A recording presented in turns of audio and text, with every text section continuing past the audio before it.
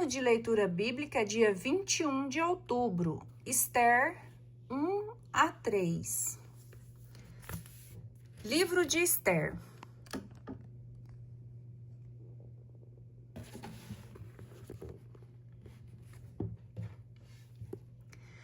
O banquete de Assuero. Eis o que aconteceu no templo de Assuero, que reinou desde a Índia até a Etiópia, sobre 127 províncias. Naqueles dias em que ele ocupava o trono real, que está na fortaleza de Susa, sua capital, e no terceiro ano de seu reinado, deu um banquete a todos os cortesãos e servos. Tinha reunido em sua presença os chefes do exército, dos persas e dos medos, os príncipes e os governadores das províncias, para fazer manifestação da riqueza e do esplendor de seu reino, da rara magnificência de sua grandeza. Durante um tempo considerável de 180 dias. Passado esses dias, o rei deu um banquete a toda a população que se encontrava na fortaleza de Susa, do maior até o menor, durante 7 dias, sobre a esplanada do Palácio Real. Havia cortinas brancas de algodão e de púrpura violeta, presas por cordões brancos e purpúreos, sobre anéis de pratas e colunas de mármore. Havia leitos de ouro e de prata, e sobre um pavimento de porfiro, de mármore branco, de nácar, e havia pedra preta. A bebida era servida em copos de ouros de variadas formas.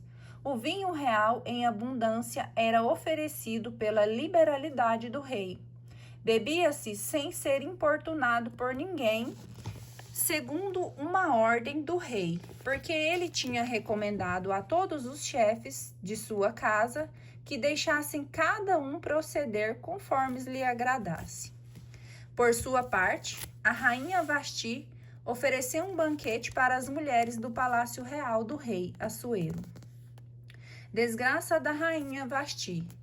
No 7º dia, o rei, cujo coração estava alegre por causa do vinho, ordenou a Maumã, Bazata, Arbona, Bagata, Abigata, Zetar e Carcas, os 7 eunucos a serviço junto de Assuero, que trouxessem à sua presença a rainha Vasti, com o diadema real, para mostrar aos povos e aos grandes toda a sua beleza, porque era formosa de aspecto. Mas a rainha Vasti recusou sujeitar-se à ordem do rei transmitida pelos eunucos. O rei enfureceu-se e sua cólera inflamou. Consultou os sábios versados na ciência dos tempos, porque os assuntos reais eram tratados desse modo, com jurisconsultos.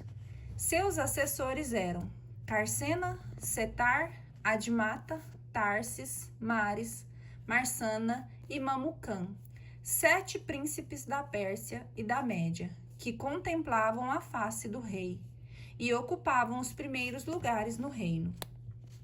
Que lei, disse ele, se deve aplicar à rainha Vasti por não ter obedecido à ordem que o rei Assuero lhe transmitiu pelos eunucos? Não foi somente em relação ao rei, respondeu Mamucã, que se comportou mal a rainha Vasti, mas também em relação a todos os príncipes e povos das províncias do rei Assuero. Porque a conduta da rainha Vasti será conhecida de todas as mulheres e as incitará a desprezar seus maridos. Dirão: o rei Assuero mandou trazer à sua presença a rainha Vasti, mas ela não foi. Daqui em diante, as mulheres dos príncipes da Pérsia e da Média, sabendo da conduta da rainha, responderão do mesmo modo a todos os grandes do rei, e disso resultará, por toda parte, desprezo e irritação. Se o rei achar bom, publique-se em seu nome um decreto real, que ficará consignado nas leis da Pérsia e da Média como irrevogável, em força da qual Vasti não apareça mais diante de Assuero, e o rei confira o título de rainha a outra que seja mais digna. Quando o edito for conhecido na imensidade de seu reino, todas as mulheres respeitarão seus maridos, desde o maior até o mais humilde. Esse parecer agradou ao rei e aos príncipes, de modo que o rei seguiu o conselho de Mamucã. O rei expediu cartas para todas as províncias reais, a cada uma em sua escrita, e a cada povo em sua língua própria. Elas decretavam que todo marido devia ser o senhor em sua casa e fazer-se respeitar por sua mulher. Ester, capítulo 2. Ester, escolhida para ser rainha. Quando, pouco depois, a cólera do rei se acalmou, pensou em Vasti, no que ela tinha feito e na decisão que tinha tomado a respeito dela.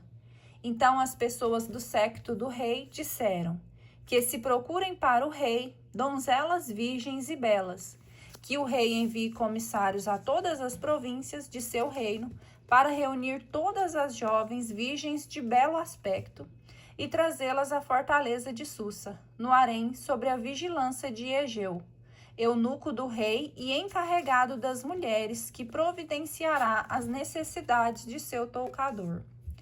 A jovem que souber agradar o rei se tornará rainha no lugar de Vasti. Esse parecer agradou ao rei, que seguiu esse conselho. Ora, havia na fortaleza de Susa um judeu chamado Mardoqueu, filho de Jair, filho de Semei, filho de Cis, da tribo de Benjamim, e que tinha sido trazido de Jerusalém entre os cativos deportados com Jeconias, rei de Judá, por Nabucodonosor, rei da Babilônia. Era o tutor de Edissa, isto é, Ester, a filha de seu tio, órfã de pai e mãe. A moça era de belo porte e agradável aspecto. Na morte de seus pais, Mardoqueu a tinha adotado por filha.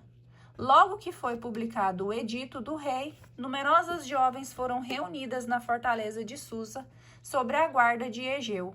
Ester também foi levada ao palácio e posta sob a guarda de Egeu, o encarregado das mulheres.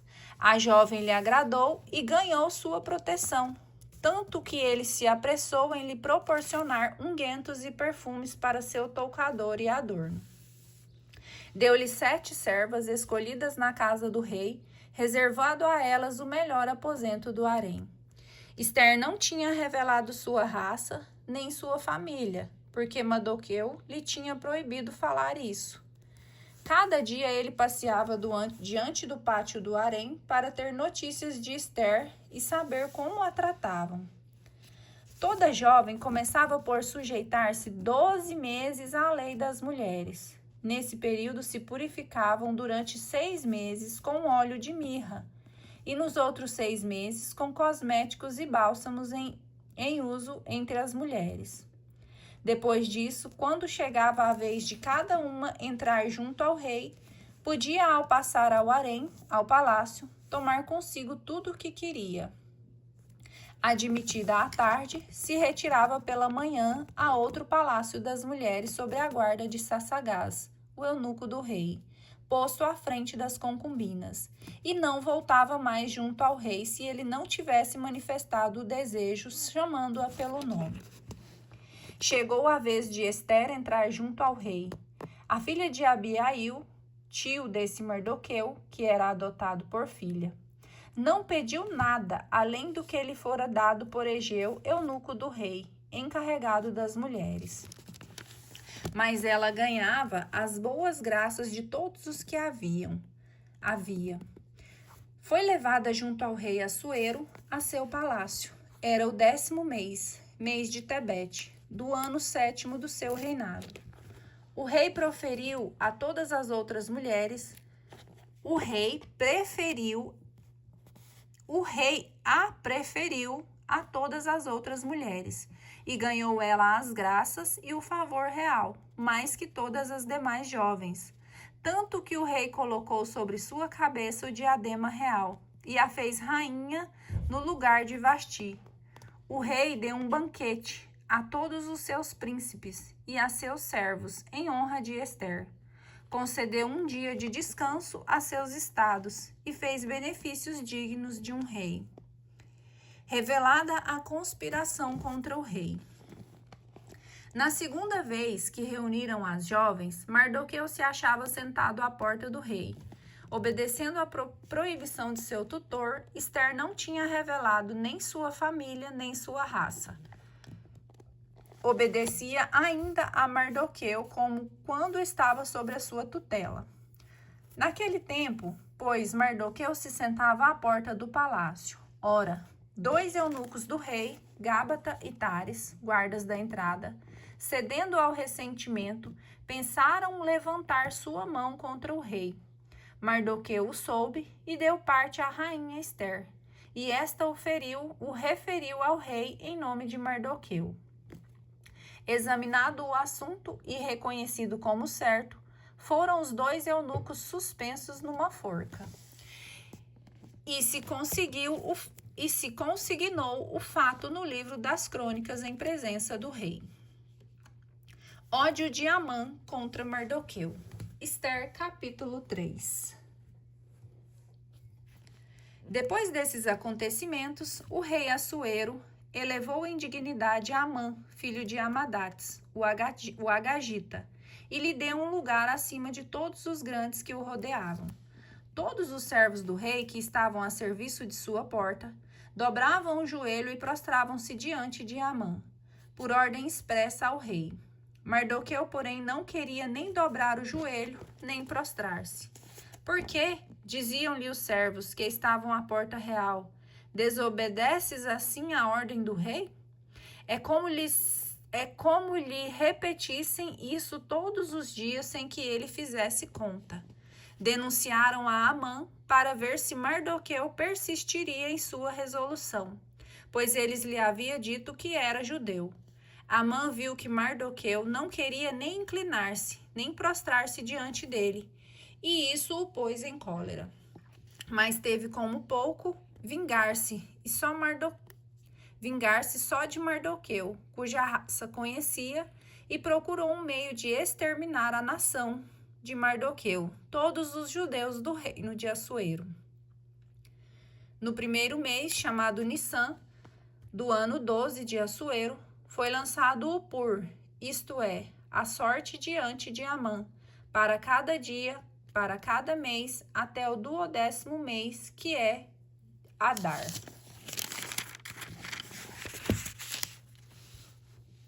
Então Amã disse ao rei Assuero: há em todas as províncias do teu reino uma nação dispersa e separada das outras. Suas leis são diferentes das dos demais povos e se nega a observar as leis do rei. Não convém aos interesses do rei deixar essa gente em paz. Se ao rei lhe parece bem, dê-se ordem de fazê-los perecer. E eu pesarei 10.000 talentos de prata nas mãos dos funcionários, para que os recolham ao tesouro real. Tirando o anel de seu dedo, o rei entregou a Amã, filho de Amadates, o Agagita, o opressor dos judeus. Eu te entrego, disse-lhes, esse dinheiro e faze ao mesmo tempo esse povo. Faze dele o que quiseres. O edito contra os judeus. No dia 13 do primeiro mês foram convocados os escribas reais. Foram escritas pontualmente todas as ordens do rei aos sátrapas do rei, aos governadores de cada província e aos príncipes de cada nação, a cada província segundo sua escritura, e a cada nação em sua língua própria. O edito estava assinado com o nome de Assuero e levava o anel real. Foram expedidas cartas por correios para todas as províncias do rei, a fim de destruir, matar e exterminar todos os judeus, jovens, velhos, crianças e mulheres, num só dia.